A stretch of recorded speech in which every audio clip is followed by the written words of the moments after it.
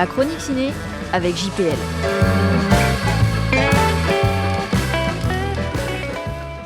Je suis toujours là. Mère Courage.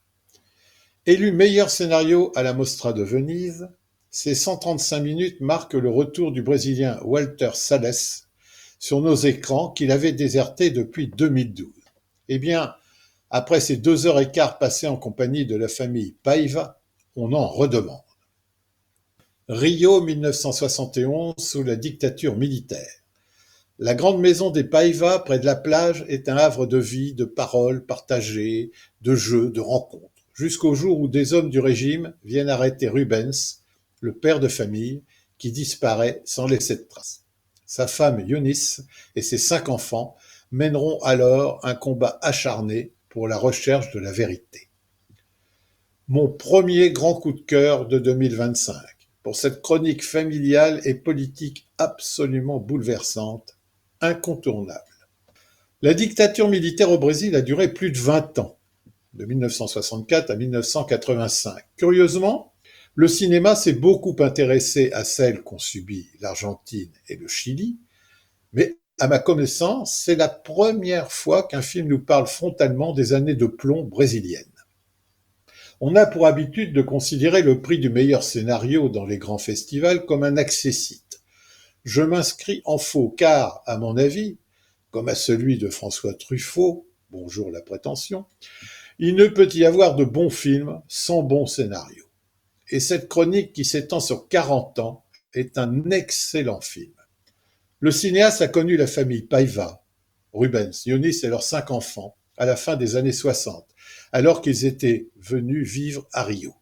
Il fréquentait même régulièrement leur maison à l'adolescence. Il y a découvert des courants musicaux et assisté à des débats passionnés sur la situation politique du Brésil. Le titre original, Ainda Estou Aqui, est aussi le titre de la biographie d'Eunice Paiva, écrite par son fils Marcelo. Le projet était prêt dès 2017, mais la production cinématographique brésilienne a été paralysée par le gouvernement Bolsonaro de 2019 à 2023. Sûrement un hasard malencontreux. Un récit sur la reconstruction d'une mémoire individuelle, la mémoire d'une famille brisée, qui se superpose à la quête de reconstruction de la mémoire d'un pays, le Brésil. Une pure merveille.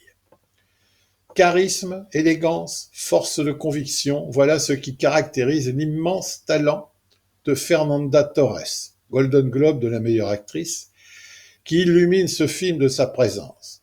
Immense actrice. Elle est entourée de Fernanda Montenegro, Selton Mello, Valentina Hersage et de beaucoup d'autres, tous aussi épatants les uns que les autres. Cette œuvre magistrale contre l'oubli fait l'unanimité, que ce soit dans la presse ou chez les spectateurs. Aucune émotion facile, aucun pathos déplacé, ce film, aussi digne que son héroïne, est d'une efficacité narrative redoutable où l'on voit le vide laissé par l'absence du père se transformer en force collective. De l'importance de la transmission et de la mémoire. Courez vite voir ce pur chef-d'œuvre qui sonne comme une mise en garde.